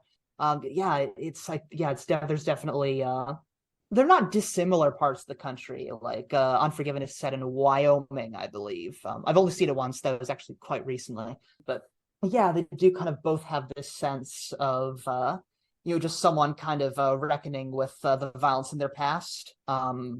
I much prefer The Straight Story's view of women, and I think a place that we've neglected to mention is Mary Sweeney, who co-wrote, produced, and edited this movie. I think even more than David Lynch, it's her show. This is her amazing script and her editing and whatnot. And she was the one who brought the story to Lynch's attention. Whereas first scene of Unforgiven, you have a sex worker being beaten and disfigured. Yeah, which is it's almost like gender swapped Wild at Heart. I don't know. Yeah, well, there's also a sense, without getting too much into Unforgiven, there's the sense that I was talking before about Alvin as being a man with a dark past, and who's chosen to reform and listen to the sort of his better angels almost.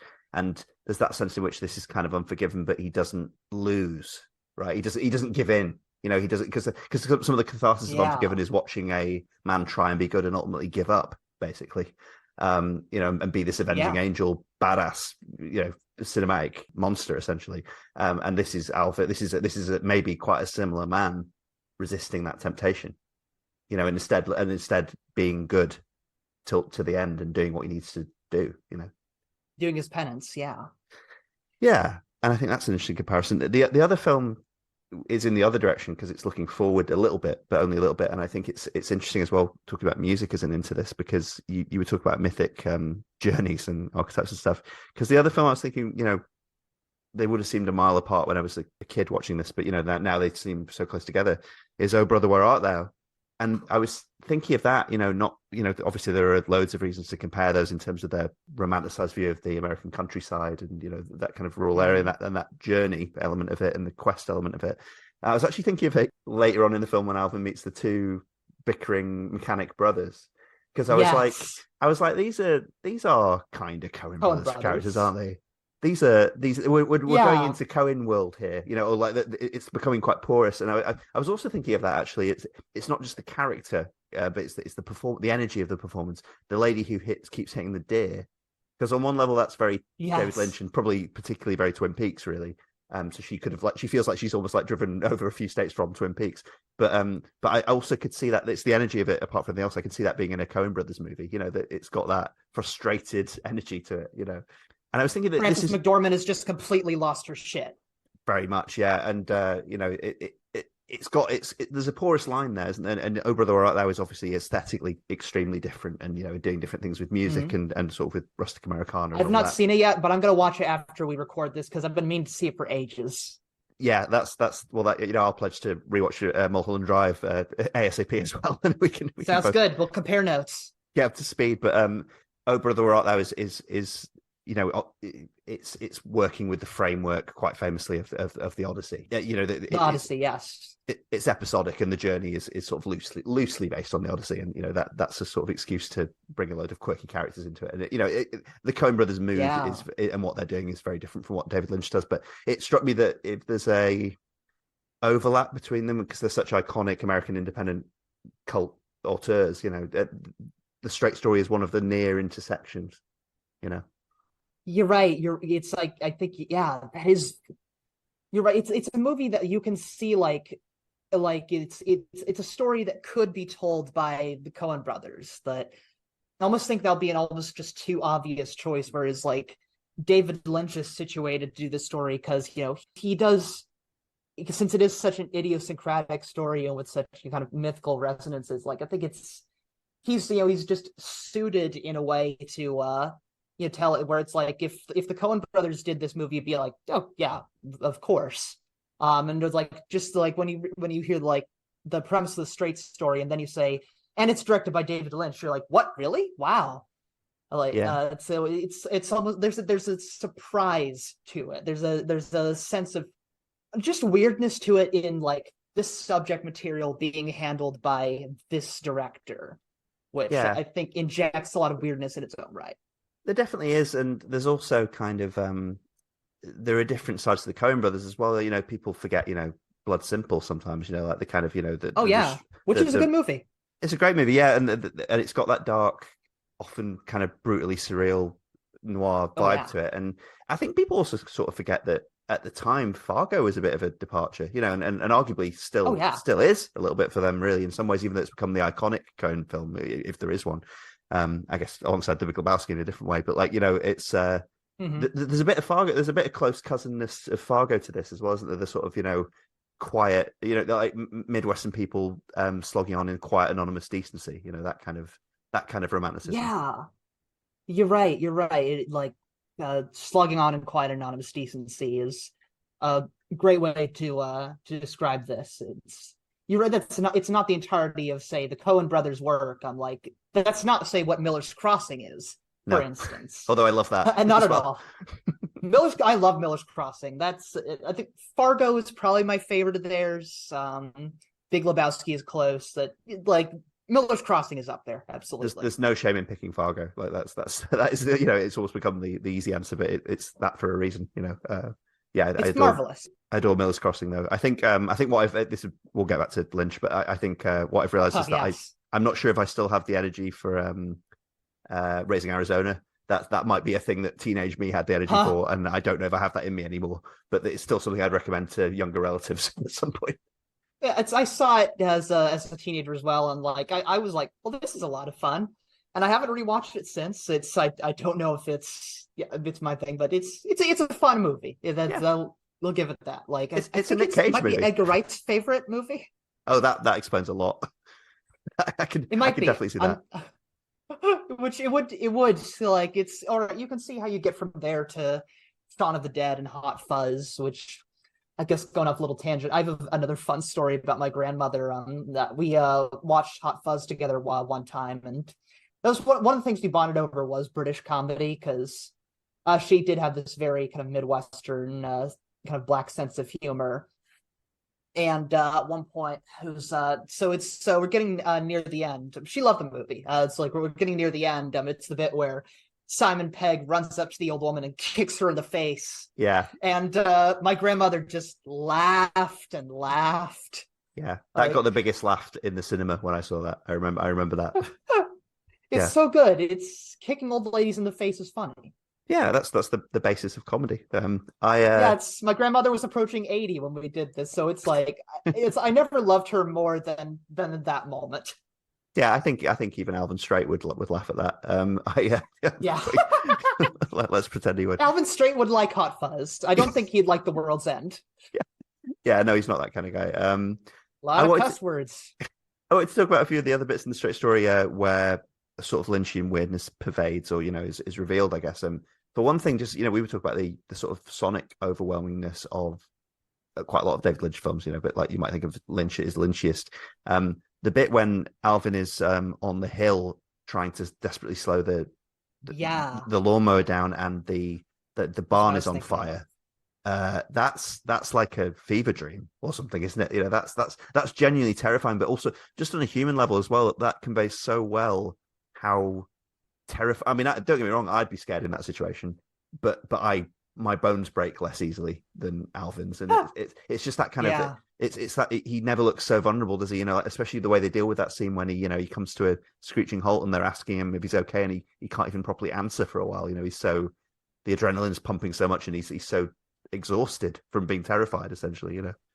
Yeah, and a lot of that is again Mary Sweeney because it's done in the editing room where it's just kind of that crashing juxtaposition between just Alvin just plowing down the hill and just kind of the shaky shots of the hill and then the fire in the background. It's very much created in the edit, like this whole sense of like, oh shit, all right, yeah, there's it's like kind of one of the only reminders of like mortal danger in the movie. Where it's like and you need that. If you had fewer, it wouldn't work quite as well, and if you had more, it would be disruptive. Yeah. So it's kind of just perfectly pitched to where it needs to be at that point in the movie. I agree, and there's something about the way you see the barn in just slightly zoomed in shot, so like the fire is too close. Yeah, it's like if we're seeing anyone's perspective, it's Alvin's. But he couldn't see it that close. It's too large in his view, and it's kind of that gives it that just slight surreal edge. It's like whose view are we seeing here? I think in a lot of Lynch movies, like I'm sort of increasingly aware of this as I watch them as I get older. Like the camera is spooky in Lynch movies. Like camera. People say like it's almost like a lazy piece of criticism. Like the camera is a character in this film and stuff like that. But in David Lynch movies, I feel like the camera is a ghost, basically. Like the camera is a haunted view of things, much more so than a lot of overt horror movies, I'd say. I agree. Yeah, it's very, and like particularly in his kind of later work, like say Twin Peaks: The Return is I think shot digitally, which there's a lot of in film circles a lot of snobbery about video, which there's been I like some of the pushback against that by say Ryan Johnson, his cinematographer Steve Yedlin, who love film, but they shot Knives Out completely digitally and just like did these experiments showing like, all right, here to say what video can do that film can't, and also here's where video exactly aligns to film. Then you have say Inland Empire, which was that it's shot on a Sony camcorder, like which Lynch has said is like that was kind of his way of creating kind of the grain of like say early movies. It looks old in a way that some contemporary film doesn't. So it's very much he's playing with the camera a lot in his later stuff. And he edited Inland Empire and Final Cut Pro. I forgot about that part. Yeah, that's right. It is very much like say Yeah, the camera is just kind of yeah, it's haunting. It's like there's always a sense of David Lynch movies going to places like we're not supposed to be here. This is just kind of we're in a space that human beings aren't supposed to venture into, but we're going to do it because that's transgressive and fun. It's fun when things repeatedly don't happen. Yeah, no, I completely agree with that.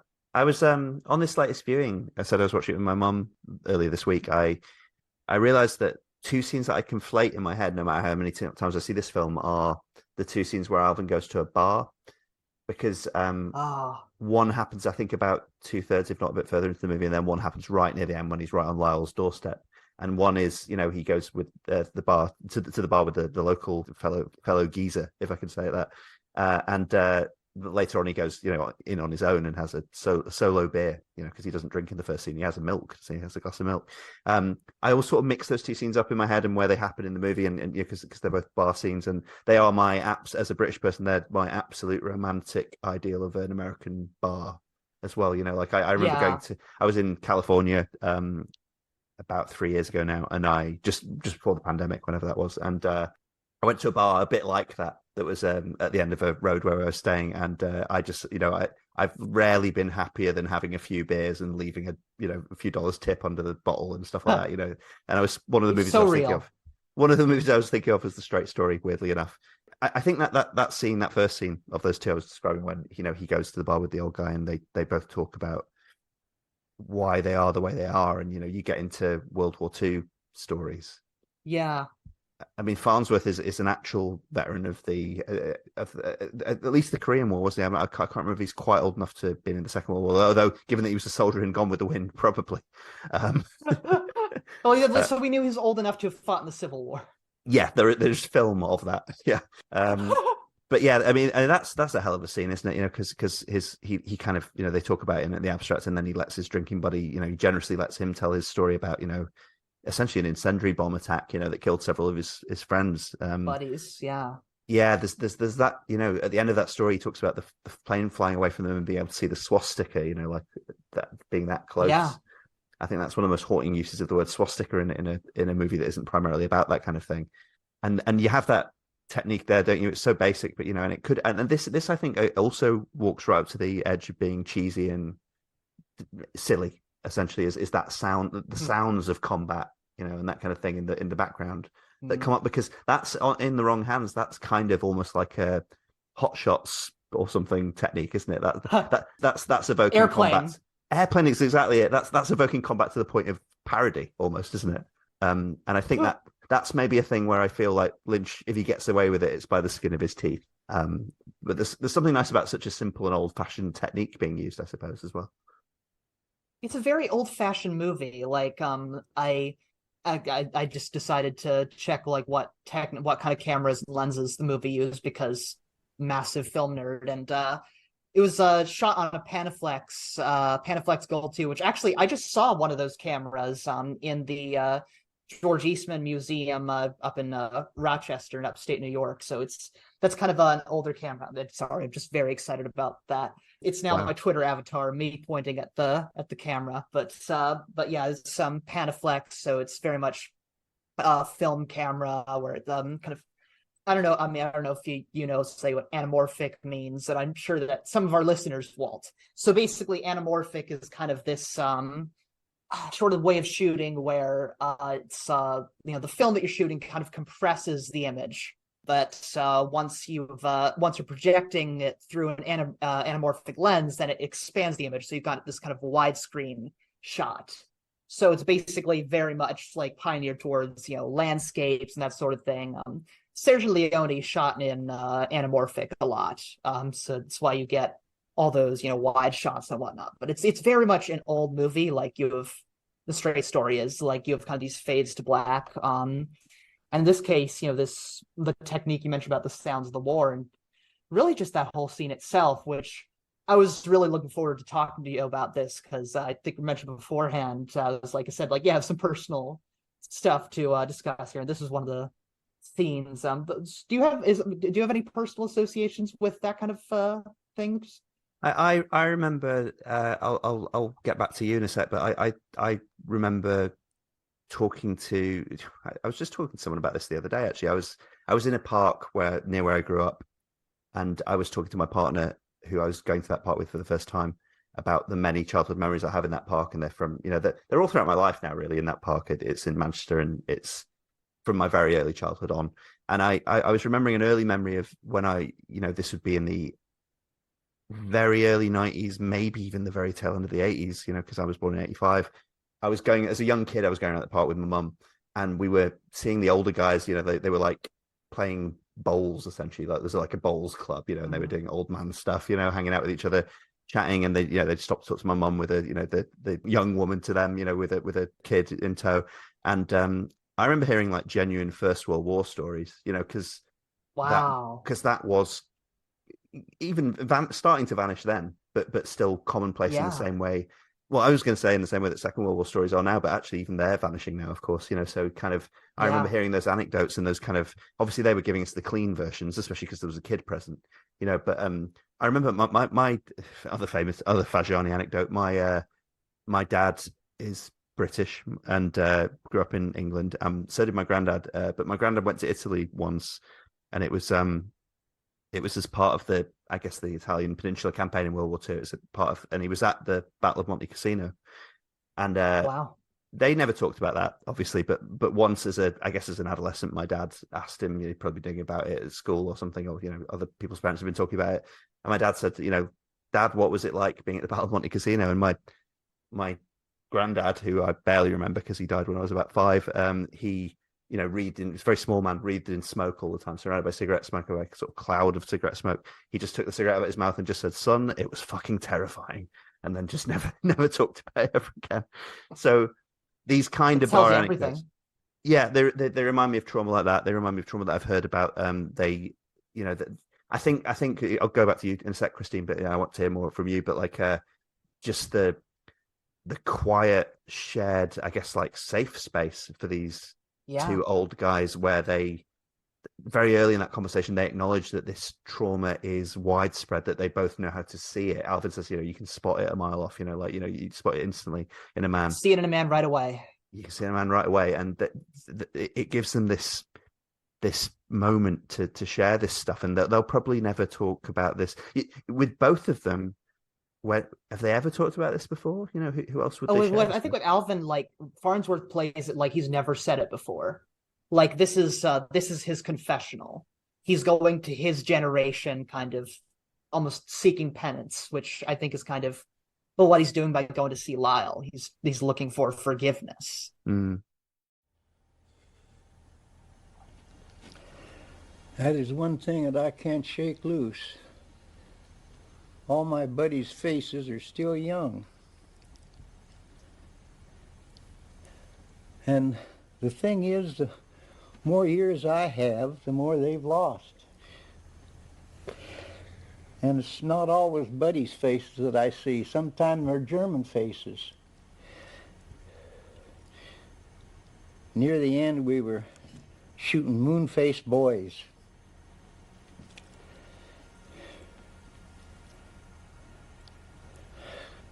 I was a sniper. Where I grew up, you learned how to shoot to hunt food.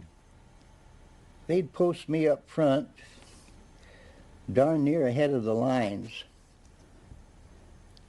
and I'd sit forever. It's an amazing thing what you can see while you're sitting.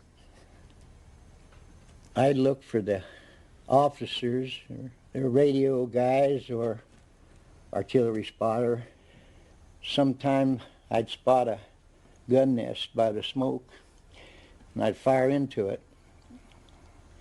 Sometime it was just a movement in the woods.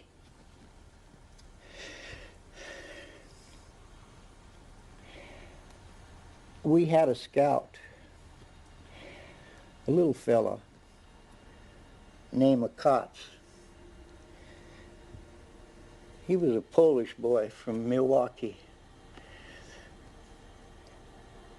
He'd always take recon, and he was darn good at it. We went by his word, and he saved our skin many a time. He was a little fella.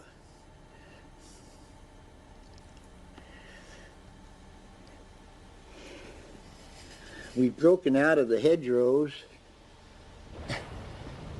We were making a run across the open, and we come upon the woods. We started drawing fire. I took my usual position, and I saw something moving real slow like. I waited 10 minutes, it moved again, and I shot. The movement stopped. The next day we found Cots, headshot. He'd been working his way back toward our lines. Everyone in the unit thought a German sniper had taken him. Everyone, all these years,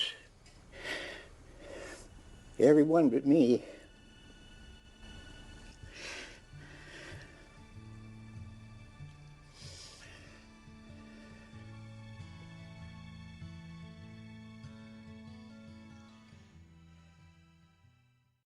Again, I suppose it's that thing I was talking about sandbags coming away, isn't it? Like, he's dropping that weight, and he's been given this sort of this opportunity to do it, which I guess he couldn't have expected. He couldn't have expected any of these opportunities. It's almost like if there's a God in this universe, it's like the God of this universe is putting these people in his way for a reason to help him do this, and he's taking him up on it.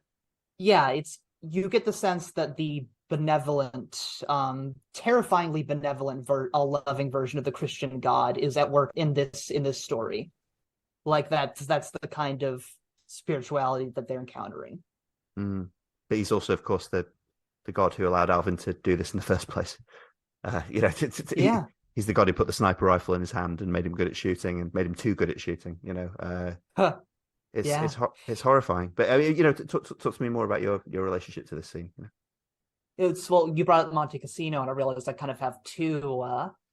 I guess just a lot of family history, tied to sort of victims of fascism, because my birth father was born in Vicenza, so northeastern Italy, kind of in the vicinity of Venice and whatnot, region of Veneto. And so it was, my nonna, my grandmother, was born in 1942, so in Mussolini's Italy, and just the earliest days of her life were.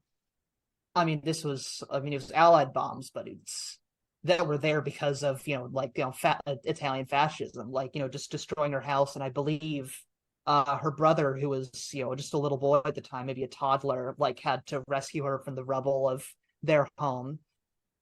So just kind of born in a crossfire hurricane, really. Just that kind of, basically a child of a fascist world. But the thing that really gets me with the scene of Alvin in the bar is it's beat for beat stories I heard about pertaining to my great grandfather, who I never met. He passed away a few years before I was born. But Carol Graham Kelly Sr., he was an army veteran who fought in Normandy, which nobody who wasn't there can imagine what that was like, just the effect that had on people. Because he was there at the tail end of the war when Hitler knew he was losing, and so he just threw whatever he had at the Allies, just basically using these young German boys as fodder. And it's something that they say in the movie that just, got me, was they're saying, sometimes I don't even dream about my buddies' faces. By the end, we were shooting moon-faced boys. And that's the stories I heard about, Grandpapa Carroll, and that he was, even late in life, he would, wake up screaming in the middle of the night because he was having these nightmares about these young German boys that he had to kill, that were placed in his way. That's and both of the writers, Mary Sweeney and John Roach, who we've also sadly neglected to mention, they both had Midwestern fathers who were veterans of World War II. And, without valorizing, American imperialism or, just military adventurous instincts or whatnot, there is this real tragedy that you say even American survivors of that sit with quietly, that they struggle to deal with. It's something my grandfather, who was in the Air Force, and he was in Vietnam. Like, never talked about it, but there was always, again, like with trauma, you can see it in a man instantly. Mm. Is like there's always this kind of sense of defeat from him, this kind of unspoken sadness. Yeah. Alvin is a perceptive man as well. He's sort of chosen, again, this path. He's chosen to be a perceptive man. He's a sniper. He's a sharpshooter. He has good eyesight. You know, he looks for signs in people. He looks for signs of life, and he's choosing to be perceptive and use the whole of his mind, I guess. You know, and at this late stage, and again, he's being generous, and he's being generous to this guy even by letting him speak. You know, by listening to this rather than just going, "I got to go." You know, like, you know, he could easily walk out of that bar. And he needs it, and he knows this guy needs it. And there's a community in that. This community, that's very intense for Alvin. Again, it's this thing of time running out, isn't it? You know, these are the last chances to have these conversations. I kind of want to, you know, because I think we'll wrap up soon, but I just want to talk about the final meeting with Lyle a bit, because I think there's several occasions when Alvin makes reference to things that have gone on between him and his brother, you know, the alienation, the fact that they're not speaking, that he hasn't seen him in 10 years, that they're admirably restrained about that in the script, you know, that he talks a little bit about, he mentions Cain and Abel, you know, he talks, I'd actually misremembered it. I thought there was some cheesy line about it being over a woman or something like that, you know, or something like that. There isn't, but he does talk about, you know, drunkenness and pride, and, you know, clearly him not drinking anymore is at least partially linked, or at least one of the stepping stones on that path was how badly him and Lyle fell out.